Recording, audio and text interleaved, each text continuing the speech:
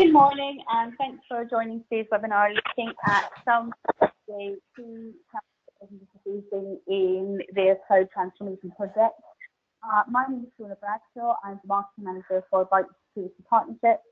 I'm delighted to be joined today by Ian Perry and Will Matthews, who are technical specialists at our partner Zscaler, who will be sharing insights and solutions that within the Zscaler suite in order to help ease cloud transformation, make moving to cloud both more secure and increase user experience when looking at moving to the cloud.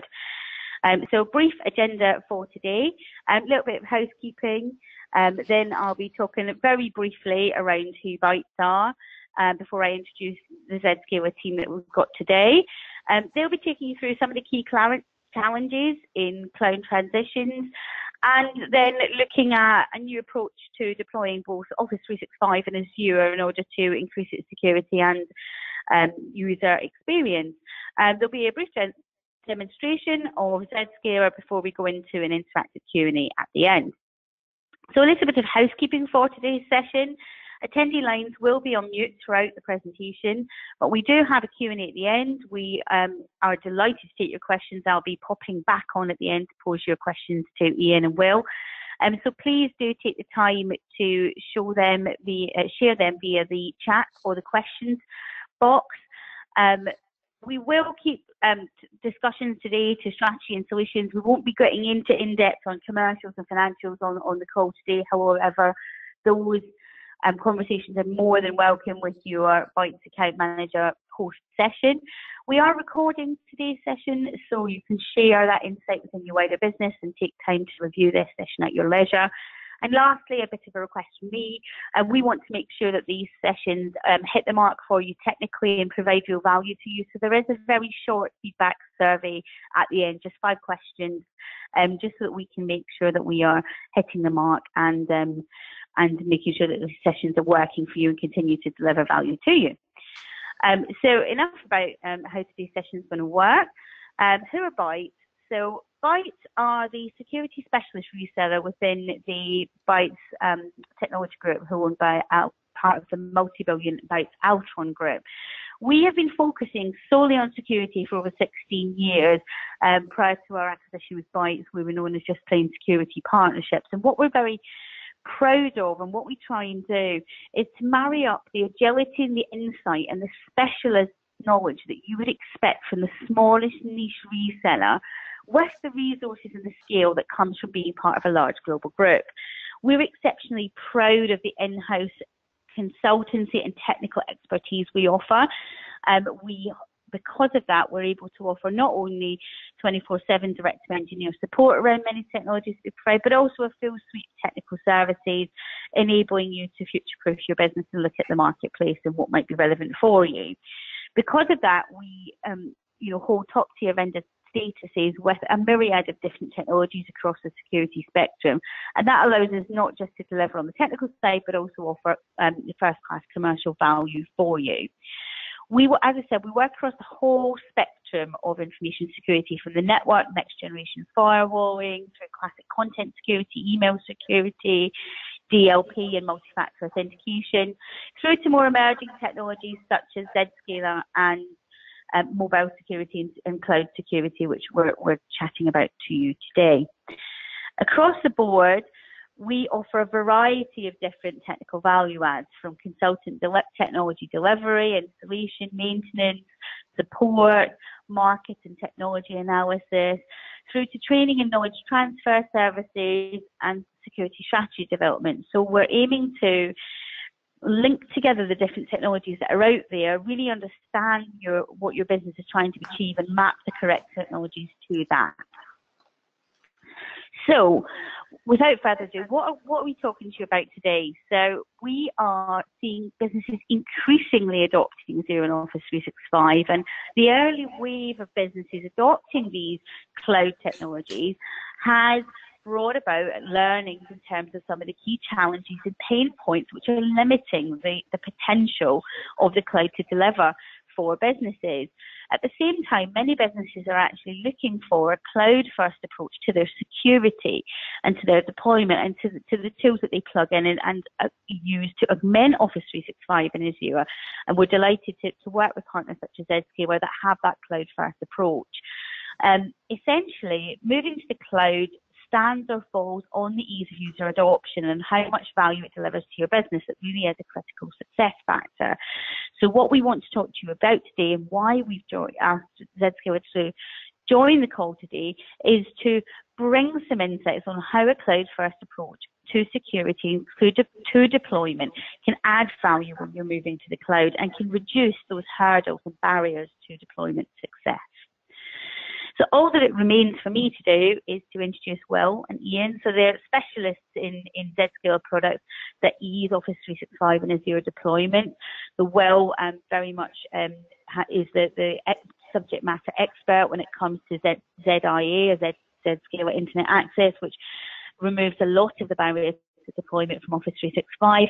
And Ian's joined us today to talk around Zscaler Private Access, which is a suite of solutions that are designed to improve and help with some of the challenges on Azure deployments. We've been working with Zscaler for some years now. They really are a pioneer in cloud-based, cloud-first security and security as a service, protecting more than 15 million users worldwide. So we're absolutely delighted to get their insights today. I'm going to pass over to Will, first of all. He'll be talking to you specifically around Office 365 and Zscaler Internet Access and what they've learned from the challenges they're seeing with customers and what we can all take to make those deployments easier. Over to Will. Thank you, Shona. Let's see if I can do this slickly. There we go. How's that? Can we see everything? Can indeed, and you're loud and clear. I'm going to mute myself off now so you don't get any feedback. Splendid. Thank you very much. Well, good morning, ladies and gentlemen. My name is Will Matthews, has already been said, and I am pre-sales for Zscaler, working on the ZIA side of the technologies that we provide. Just so we're clear, ZIA essentially deals with outbound traffic, and what my colleague Ian Perry is going to talk about after I've finished is ZPA, which is generally about inbound traffic. So just to try and divide there. I wasn't too clear on whether people were already familiar with Zscaler, so I'm going to do like a one-slide, 10-second sort of overview pitch. Basically, we're a cloud-based service provider. So what we do is we provide IPS, URL filtering, firewalling, sandbox, antivirus, bandwidth control. I'm going to get shot for forgetting something in the cloud. The trick is that we host everything. We host all the technology. There's no requirement on you to rack it, stack it, power it, maintain it, wipe the dust out of the fans. All that kind of stuff is our responsibility. We have 100 data centers globally. And all your responsibility as a customer is to forward your traffic to us so that we can inspect it for bad things or whatever. And your other responsibility is to design the policies on how you want to control access. So you say, right, I don't want people looking at bad websites. I don't want people being infected with viruses, that sort of stuff. Everything that's our responsibility. It's a subscription service that you buy into us. So that's, in a nutshell, us. I suppose the other thing I should mention there is that we cover absolutely everything. So rather than the sort of traditional model where you've got a bunch of firewalls and IPS and URL filters on site, it's all in the cloud, which means that you can forward anyone anywhere to the Zscaler cloud service, and those levels of protections will be in place. So it's meant to be easier, more straightforward, more flexible. Obviously, it's a cloud-based solution, making sure we've got the appropriate amount of bandwidth and the appropriate amount of ability to decrypt SSL and all that sort of stuff is on our shoulders. So your responsibility is only to forward the traffic to us. Right, so on to Office 365. It's been phenomenally successful for Microsoft. It's been successful for us as well. I'm not sure whether this is slightly out of date or not, but 700 plus of our customers are using Office 365, which contributes about 1.2 petabytes of data, and one customer alone shoved 46 terabytes of Office 365 traffic through Zscaler. All the logos on there are not. Sometimes when you see slides like this, it's this company bought a 50 user license, and so it's not true in our case. In all these cases, all of the traffic goes through Zscaler, so that's a testament. The interesting thing about Office 365, as a project for an organization, we see this quite a lot, is that it's like a lot of projects. It comes in two flavors. One, you can be the hero of the company, and people love you and welcome you in. I remember when one company I worked for introduced Concur solutions for doing expenses. We'd worked on Excel spreadsheets before this. Introduced Concur, and literally the whole company wanted to hug and kiss the IT department simply because this new IT project helped so much. Other projects tend not to be quite so well received. Often any changes to password regimes tends to horrify people and get a fairly negative response. Office 365 is a funny one because it can actually fall into either one of these. It can either be universally loved or universally hated, and that's predominantly down to the rollout and the testing and the preparation for switching to Office 365. And unfortunately, there can be a number of things that make it start off looking good. You can have a small pilot, you can have 50 people hanging off Office 365 on your network, everything will go swimmingly well. Then you roll it up and you start ramping it up and pushing more and more of your users through Office 365, and then things start to turn ugly, and it's not immediately apparent why it's turned ugly. There are other things too. So your internal infrastructure can play a part, and your internal security infrastructure can play a part, and the whole thing can be very, very not complicated, but complicated and disappointing, I think is the best way to sort of put it. So what can Zscaler do to help in that environment, and what have we done to help these customers? So Microsoft's guidance on Office 365 connectivity is somewhat let's say fluid. It's the best way. Microsoft recommended direct connection, and if you Google around on their website, it will actually say don't use proxies. What they mean is, and Microsoft actually attended a recent event we had, the Ignite event, which is where all our worldwide customers go and get presented to. What they meant is they don't do deep packet inspection on us. They do recommend a direct connection. They do recommend that rather than backhauling traffic from your remote sites through the MPLS out through the data center, perhaps across a VPN or something like that, they recommend that you set up a direct connection to the internet and then secure that and pass the traffic through. Hub and spoke and hub and spoke with ExpressRoute actually aren't recommended by Microsoft. I should say they do work, but they are. There are many caveats across that, which we'll discuss as we go through. I suppose the elephant in the room a little bit is the Azure ExpressRoute for Office 365. They don't recommend it. So, and they also have priced it or structured it in such a way that they sort of prohibit you from having it if you actually want it. And many people within Microsoft now actually recommend Zscaler. So ExpressRoute is a bit of a non-starter. Won't go into it too much, but the bottom line is that it's not a recommended way of connecting to us. So let's get into some of the issues with why you may have problems rolling out Zscaler in firstly in either the direct model or in the hub and spoke model. So the direct model obviously where you've got a firewall and a URL filter perhaps and everything else on each site, and then they go directly to the internet. Or in a hub and spoke model where they're on the back of an MPLS cloud or on a VPN or something like that, they go into the head office and then out to the internet.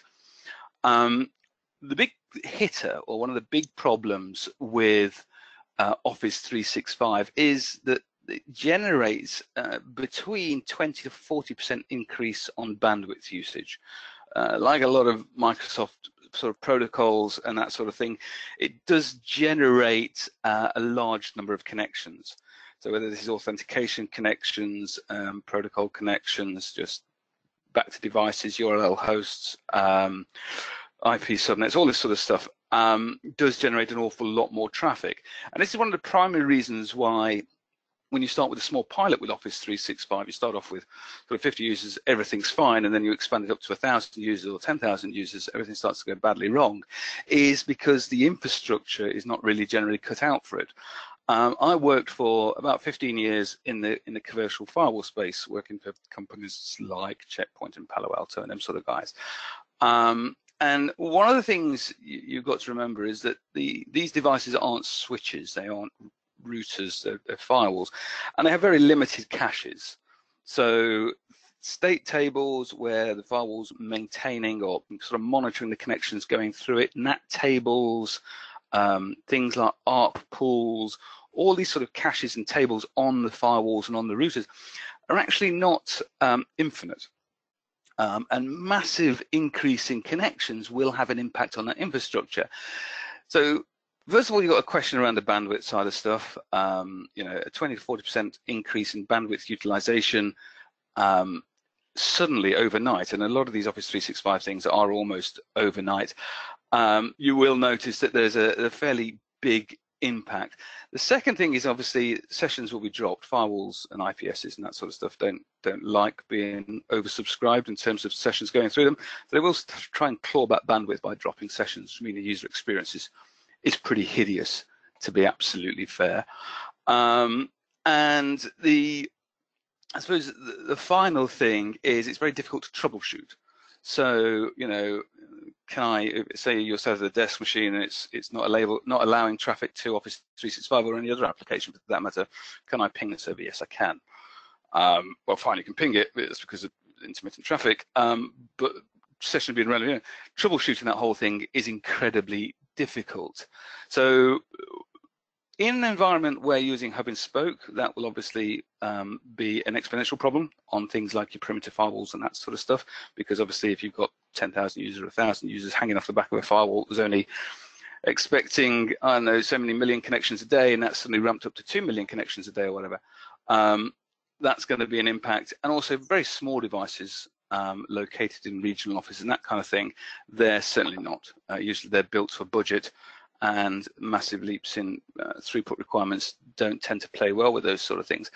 So there are these issues around troubleshooting and making sure that you've got sufficient capacity on the network to be able to handle it. That's one side of things. I should also mention that firewall's not the only problem. Proxies, on-site proxies, one thing. The way Zscaler gets around this is obviously everything's in the cloud. With our data center, we have 100 data centers globally, and how it works is we build these N+1 resilient networks in each of the major cities on Earth, and what happens is we monitor those. So every if a particular node within one of our data centers goes above 23% utilization, then it's our responsibility to start increasing capacity within that particular data center. So none of this stuff, as far as that's concerned, none of this stuff is kind of our problem. NAT tables are not your problem.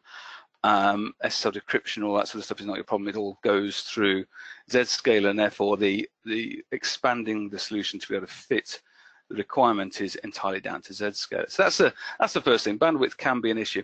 The other thing is DNS with Office 365. There's an awful lot of things that can go wrong with Office 365, and it depends on your network infrastructure.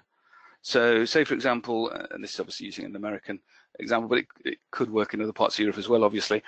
And say you've got an office in San Jose and the main office is in Atlanta, and the user goes through Atlanta via the MPLS, then the chances are they will be redirected to the wrong Microsoft CDN, or wrong Microsoft peer. So that can go very badly. With Zscaler, you got local breakout. We also have in an upcoming release the ability to rewrite DNS so that it appears to these DNS servers that you're local to a particular peer. So what happens is that you connect to Zscaler, it goes, oh, hold on, this is such and such a location, and it'll change the DNS to match the nearest Office 365 data center, overall improving the performance that's going through there. Where I'm limited on time, the other issue can be routing.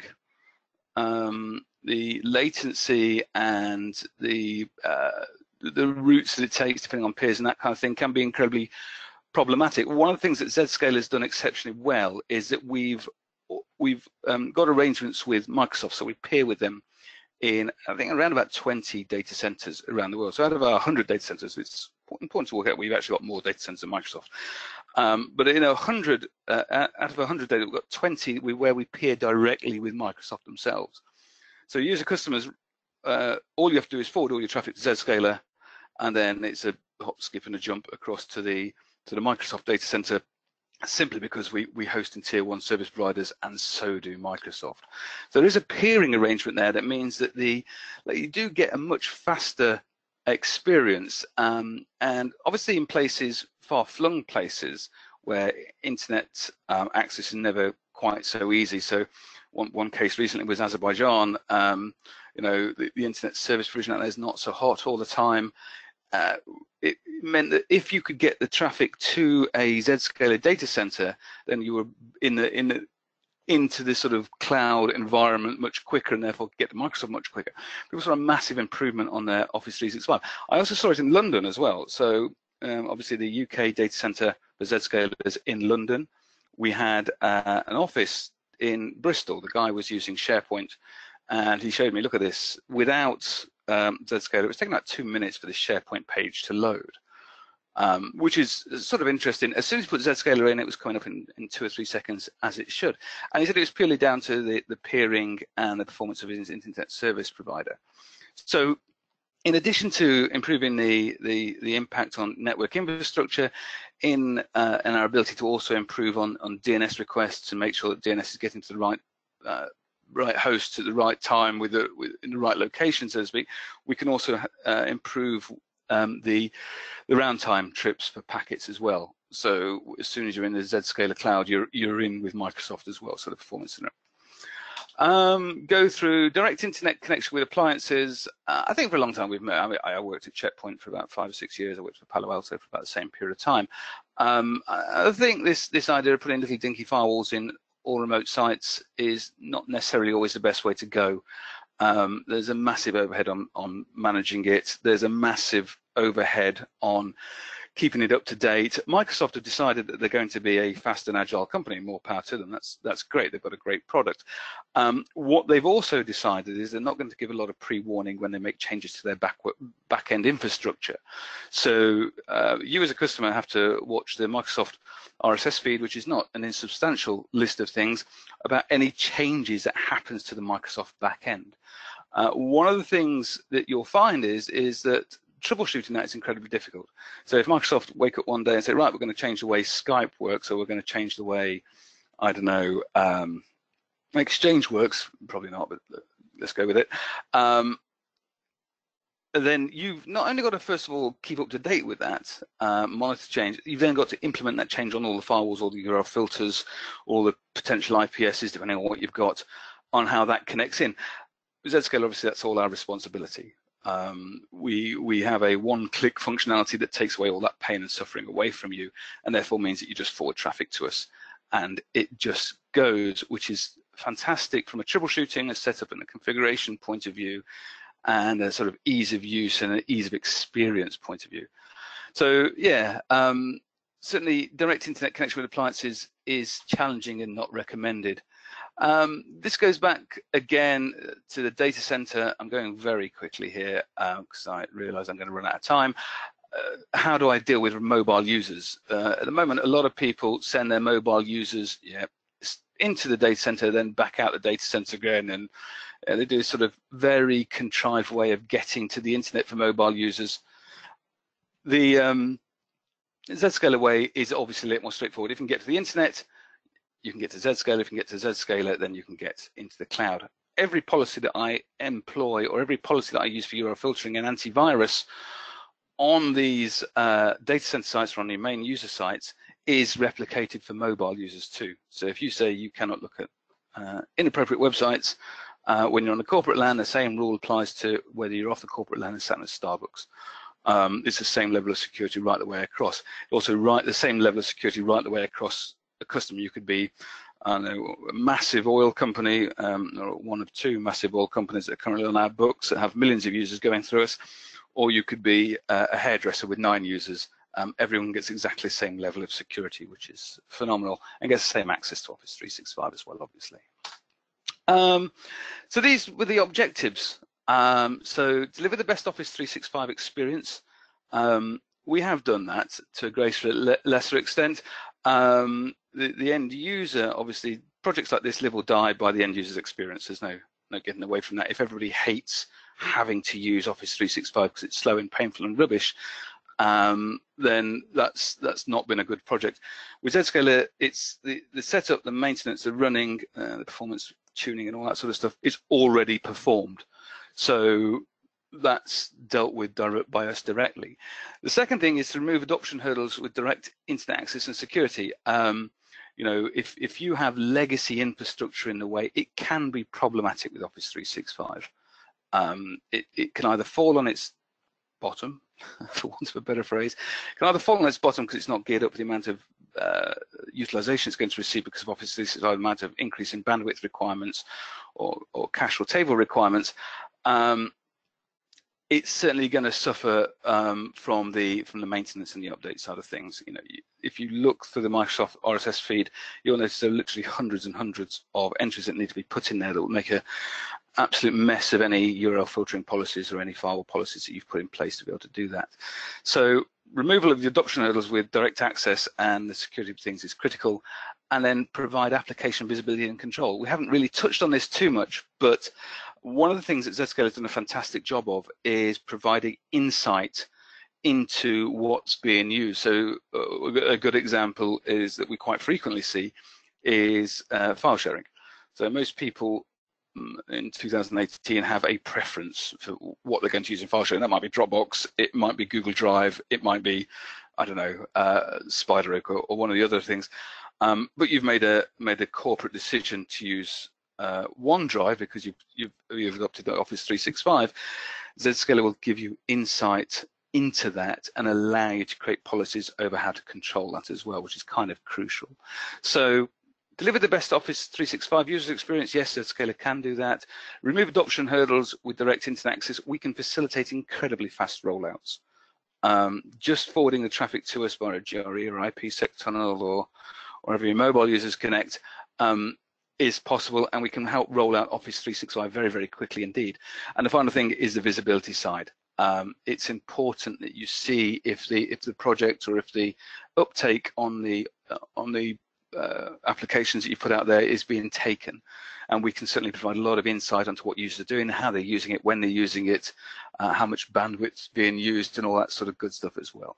So with that, I'm going to hand over to my good friend Ian Perry, who's going to talk to you about ZPA. I'll take questions at the end. I mean, the unfortunate thing about this presentation platform is I can't see the questions as they're coming in. So we'll take those at the end and we can talk through them. Ian, over to you. Thank you very much indeed. I assume that everyone can now see my screen. So good morning, ladies and gentlemen. My intention is to spend the next 15 to 20 minutes talking about the Zscaler private access platform and how that can be used as a solution to accelerate the adoption, the movement of workflows, and the extension of Azure as a platform for your business. So, I mean, essentially, trying to get this to move forward. So here we go.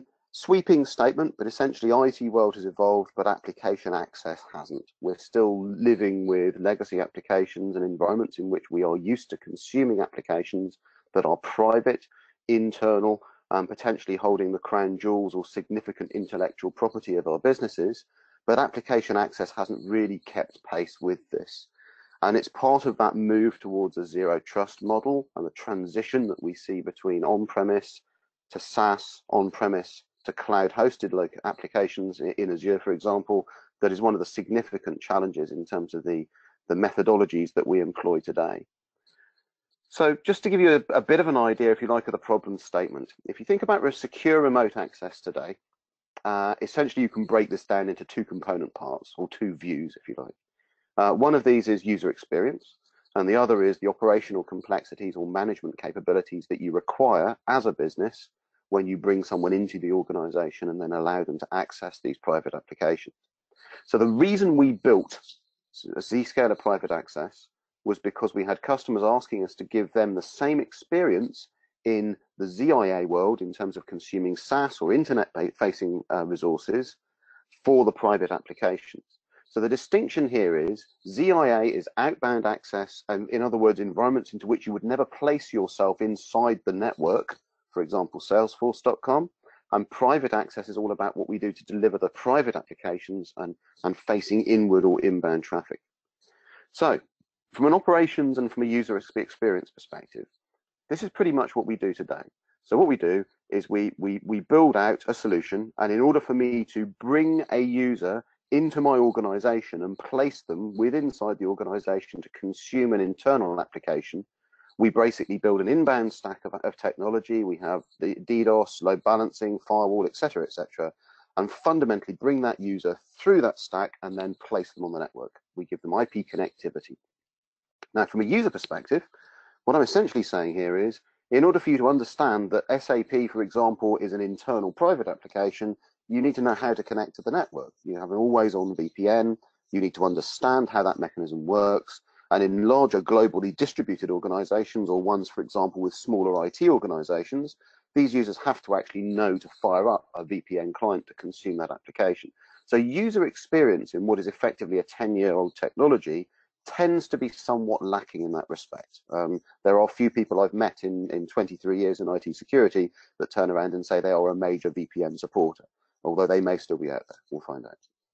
The second thing I think that's most important here is the whole operational perspective. So if you look at the stack in front of you here, is today, for me to bring you into the network and place you in the network, I have to dimension all of these different devices. I have to understand the capacity, I have to understand how to provision, I have to understand how to manage, and there's all the change control and operational policies that occur around this kind of inbound stack.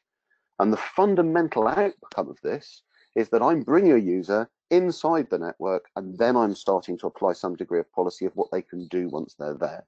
So again, if we look at it from an industry perspective, NoPetya, Target, a number of these different vulnerabilities that have been discovered around advanced persistent threat rely on lateral movement. In other words, once I'm in the network, I start looking for other resources. So this is not necessarily the most secure or easiest to manage solution.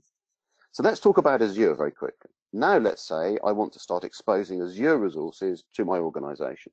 What you can see here is we've built a site-to-site or express route of some sort or another into the Azure environment. And that, again, effectively isn't fixing any problems here. All I'm doing is extending the same problem. Once I've brought the user into the network, I'm then backhauling them up into that Azure environment. And that fundamentally, if you like, is the way that many organizations deliver these kinds of solutions to date. The two key takeaways here, very quickly, are number one, this is complex to manage, although it is a technology that we understand. And secondarily, as soon as I start spinning up Azure workloads, or maybe I spin up AWS workloads or other platform as a service workloads, I have to rebuild this stack. So it's a very costly way of solving the cloud problem. So some of those common challenges. So legacy technology lacks the ability to provide a cloud sort of user type experience. That's very much the case that we're seeing increasingly the shift to Azure as avoiding a lift and shift. In other words, just moving an application and then fundamentally supporting it in the cloud to the point at which you actually do some degree of re-engineering or agile development on that application as you move it. Quite often this can take a considerable amount of time to implement because you've got to move users. They tend to be the more difficult people to get to behave differently. Additional appliances need to be deployed and purchased, obviously, if I'm going to build all these inbound VPN gateways. Site-to-site can be an issue in terms of traversing. And then finally, connecting employees to cloud means access to the network, which, again, is really not the way we want to see this. And if you think about that from, again, a general user experience, as I said, I very rarely see people sort of waving VPN banners and supporting it. But it's frustrating from a user's perspective in the event that you're not able to access things or the rules change. And that's one of the reasons we show this picture. So the world has changed. Essentially, the application left the building, the user left the building, but fundamentally the network didn't. So yes, we're seeing 38% of enterprises view public cloud as their top priority. Again, numbers. 81% of enterprises have a multi-cloud strategy. Again, that's sort of understandable. Different platforms are best for different types of workloads. What that actually means, though, when you start to look at this in more detail, is as these applications and these workloads move, and as your organization and your users move outside the organization, the interconnectivity of these solutions become that much more complex, and we are then moving towards zero trust. In other words, I should be able, based on my identity, to access any application from anywhere based on a corporate policy that's set by yourselves within your IT departments. So what does Zscaler private access actually do, and what are we trying to sort of deliver with that solution? So there are 4 key design tenets, and I'm going to spend the next 2 or 3 slides talking about this, and then we'll look at the specific Azure integration. First and foremost, we connect users to applications without bringing them on the network. If you think of the traditional model we just described, I'm going to give you an IP address inside my organization, and then I'm going to start applying policy. Fundamentally, there is no IP to IP connectivity within Zscaler private access. You are never placed inside the network. And that has significant implications, for example, where, as you will see in just a moment, workloads within Azure can be managed, they can be operationally changed because we divorce the user's IP access from the application access.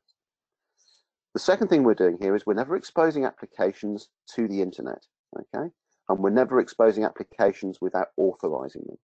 So fundamentally, 2 things are happening here. Again, in the traditional model, I place you as a user in the network, then I start applying policy. I start access control, I start worrying about home routing you, for example. In this world, what you do is you say, I start with an identity. So Ian has an identity, and Ian's identity gives him permissions to do certain things. That means that not only do I authorize an application before I reveal it to you as a user, and you have to be authorized to see it, I'm also making all of the application access invisible on the internet. Your data center is dark, and I'll explain that in the next slide. The third thing is segmenting applications without segmenting the network. So in a traditional model of access, for example, within a data center segmentation is around VLANs, private VLANs, different VRFs and routing structures, for example. What I'm talking about here is each individual access from a user's perspective into that Azure cloud is separated, segmented, and policy driven. And the last piece here is remote access to the internet without appliances or indeed an always on VPN. So our client is designed to run and re-authenticate periodically, but at no point does the user have to change the way they behave in terms of that access. So fundamentally what we're saying is it's a zero trust model. In other words, the user never actually sees the network. We enhance that application segmentation by default. That's very useful from an Azure perspective because when I go into Azure and I start spinning up different workloads, different areas of that cloud access, for example, maybe dev, pre-production, and then production, we can segment access into those very easily. The next thing really, I think, comes out of understanding what that seamless user experience looks like. So this is any client-server application. So for example, if I have a thick client SAP client, or I'm running SSH, or some other client-server connectivity, then the thick client SAP will work natively with this solution. So not only am I not having to fire up a VPN, I've got this mechanism sitting in the background that connects me to Azure. The Azure data center is dark, and the SAP client natively works. So this is a very flexible solution for movement of those workloads going forward. Now, again, in the interest of not speeding too quickly through this, there are 3 components to the solution. The reason I use this slide when I'm talking to people about this for the first time is if you understand how these components interoperate, the actual mechanism around what is a software-defined perimeter, that is Zscaler private access, becomes much simpler. So the first component you've got is at the bottom here, ZApp. So ZApp runs on iOS, Android, Windows, or Mac OS X. It's a lightweight application, and its job is to create an outbound TLS tunnel to our ZPA Zen, call that the infrastructure tunnel. It understands how to intercept applications through policy, and it understands how to talk to your IDP. In this case, for example, that may very well be Azure AD, which we'll talk about in a second. The second component at the top of your screen there is the app connector, little American style plug icon. Now the app connector's view of the world is even simpler. Outbound access from Azure to our cloud for a pinned TLS tunnel, otherwise port 443, internal external DNS, and the ability to natively access applications within Azure. So there are 2 things I said there that are very important to understand about what ZPA is doing. Number 1, only ever outbound access from the data center. In other words, there are no inbound connections to that location at all. So if you think about the traditional stack we looked at the beginning, right, having to bring your traffic in, global server load balancing, all the other bits and bobs that were a part of that mechanism are not necessarily needed here. Fundamentally, nothing is listening for inbound traffic, and it's all outbound 443 to our broker. Now the broker, or the ZPA Zen piece you can see in the middle here, is actually the brains of the operation. So that does 3 things. It does policy, so it's determining the authorization based on identity for access to applications. It's determining availability, and it's also managing identity in terms of consuming Azure AD in this instance from the Azure environment. So when a user at the bottom of your screen here attempts to access a workload in Azure, essentially what I do is I intercept that application access. I go to the identity provider, I say, does Ian have access to SAP in Azure? If the answer is yes, I then go to the connector and say, can you see SAP for Azure? And if the answer to that is yes, then the active application access occurs natively. So the point here is, just the last couple of points I'll make on this is, we're not an application layer gateway. We're not a plugin. We don't need to be installed on the servers within the Azure environment. And that makes this a very lightweight and very simple to deliver access mechanism. So as far as the security tenets are concerned, I'll leave this for other people. Just to reiterate very quickly, we don't place you on the network. All applications are invisible until they're authorized.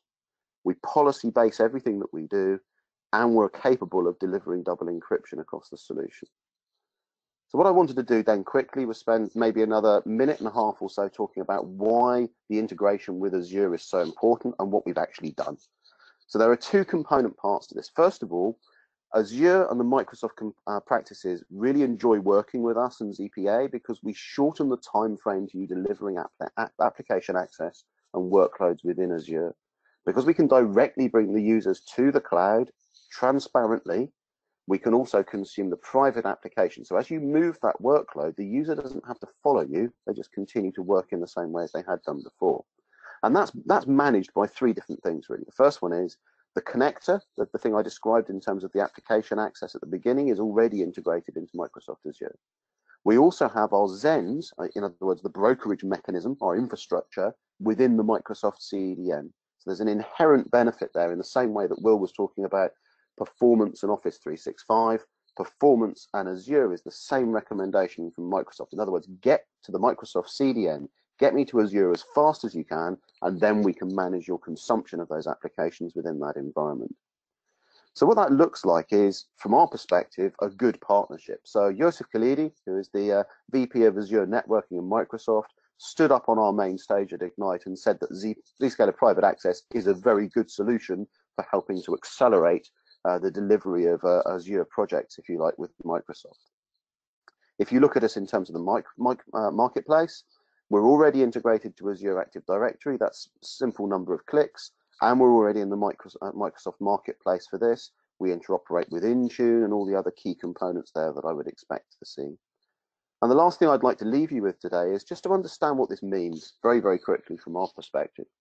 So Zscaler Private Access is a live fire exercise. Anything you do with us working in partnership with Byte will be real life. It's real time. We don't have a concept of a beta cloud that we put you on. It's the real thing.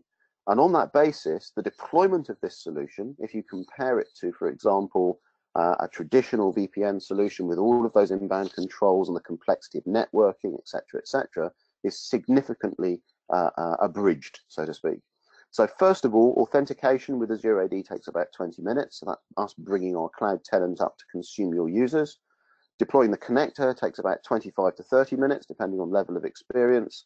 And installing the application takes 15 minutes. So that means effectively that within an hour or so, I've got you to the point as an organization, you can then start writing policy, which is the bit that you really want to be doing here. Anecdotal evidence here is a large drinks manufacturer that we've done just this for, took an entirety of an hour and 45 minutes to have 50 of their IT staff running over the solution, and they've subsequently not uninstalled it. They've removed the other VPN clients.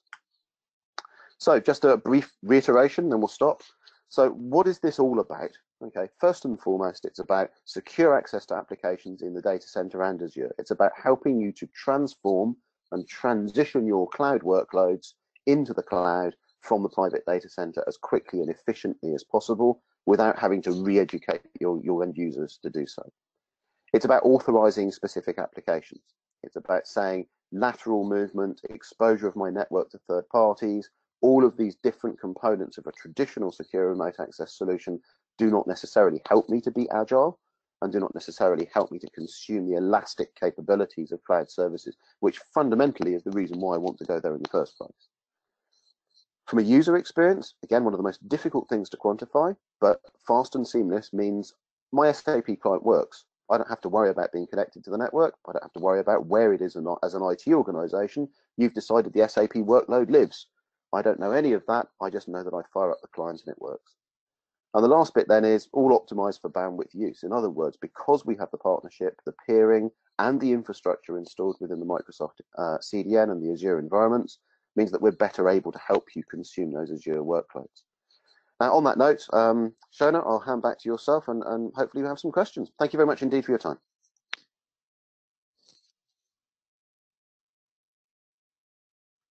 Okay, thank you very much, Ian, for your very concise presentation. Thank you also well. So I'd just like to invite the audience to pose their questions either via the chat or the questions boxes, which I am monitoring, and I will pose those directly to Ian and Will for you, whether it relates to general cloud deployment challenges you may be facing, or you know, the actual product suites and some of the use cases demonstrated today. While you hopefully merrily type us some questions, I just want to thank Will and Ian for their time today, you know, giving us a really concise and detailed presentations around, you know, some of the challenges that people are facing and how they can be overcome. And also thank everyone for their time and attendance today as well. I really do appreciate that everyone's diaries are very busy, and taking the time to actually spend an hour reviewing some new technology and having to think about you know, new technologies such as cloud and cloud first security is, you know, very appreciated from us. As I'm just don't have any questions at present, just while hopefully await to get some more. If you just to reiterate, we have recorded today's session, so the recording will be sent out within the next couple of hours to everyone, so they can review that. And obviously share that insight with your teams, and you know, please do take a couple of minutes to fill in the feedback survey at the end. I think we're a bit question shy today. If there's anything that you would like to, obviously questions on a commercial side, please do feel free to email them across after the webinar to your Bytes account manager, and they can follow up and provide, you know, information and additional resources. So I don't think we've got any questions coming through on the line at the moment. So with that in mind, I'll just thank everyone very much for their time. Very much, everyone. Thanks a lot. Take care. Yes, thank you indeed.